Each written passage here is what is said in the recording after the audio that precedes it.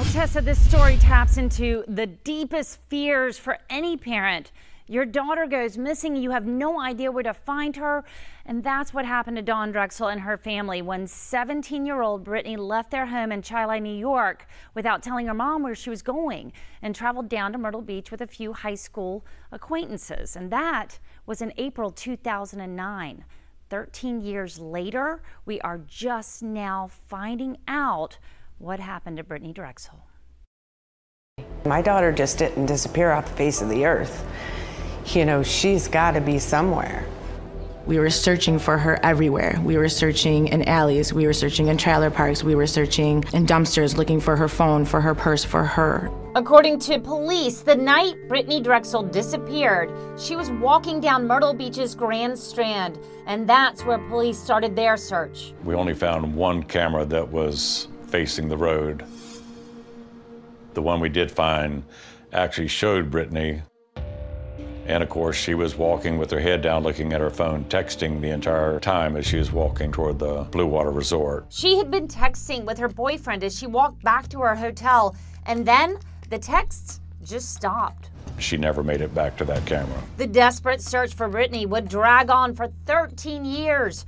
Dawn even relocated to Myrtle Beach, trying to stay as close as possible to the investigation. After several wrong turns and misdirected leads, Dawn finds out who allegedly took her daughter. Raymond Moody.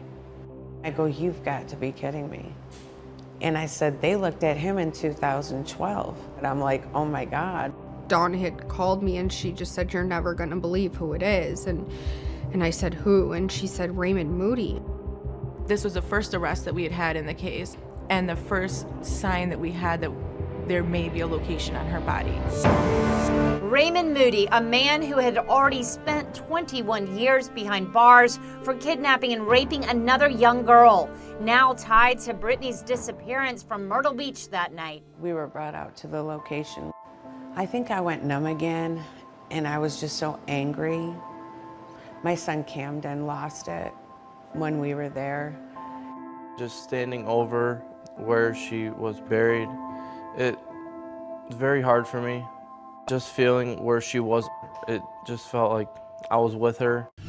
During the second year of the pandemic, domestic violence cases spiked to a 5-year high, while 2022's case count isn't as high as last year.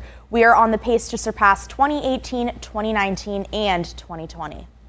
Anyone can be a victim of domestic violence: men, women, the elderly, and even children. Family Justice Center says 42% of women and 29% of men in South Carolina will experience domestic violence in their lifetime. 15th Circuit Solicitor Jimmy Richardson says as the local population increases, he's hopeful more awareness will continue to drive down the number of domestic violence cases his office has to prosecute.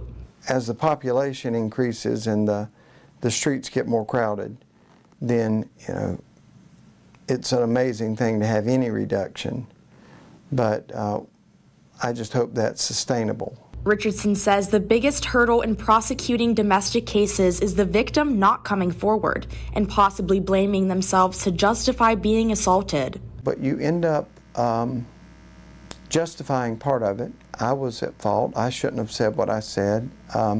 Maybe I egged him on.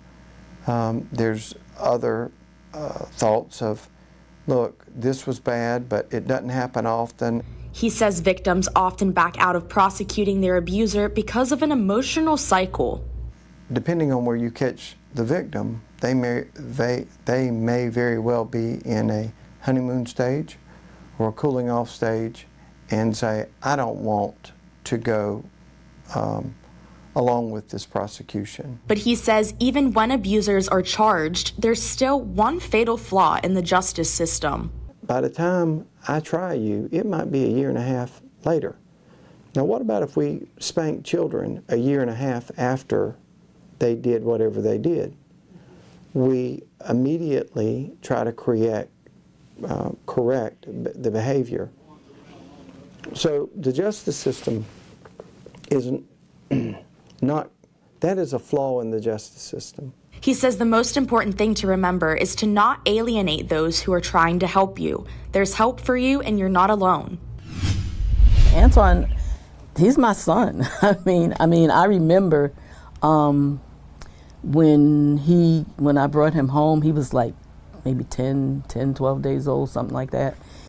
Sandra King adopted Antoine King more than 30 years ago in Brooklyn, New York, raising him as her own. At an early age, Sandra told Antoine he was adopted, but he didn't understand. Antoine went to Blythewood High School and even played sports there. That's when he started asking questions and started searching. I seen my friends have parents and they look like them, their brothers and sisters. My brother, who's adopted also, he didn't look like me. I had friends who had brothers who looked like them. So that's when like question marks were just coming up even more, like, why don't I look like my family? That led Antoine to Facebook. He posted his biological mother's birth certificate on October 10th, and a random person saw the post and started helping. And when I saw it, I was actually working from home and I didn't have no calls at the time coming through. So I was like, hey, well, let me see if I can find his family. An hour later, Tanisha got a hit and was in disbelief. I read his post and he was posting almost every day about finding his family. I'm like, I teared up when she said that she was really his cousin. It meant a lot to me. 2 days later, Antoine met his cousin for the first time. And now I have a bigger family for my son to enjoy. And that's all that matters, is my son and just him having a better life than me. And that's great. A great family that he finally found.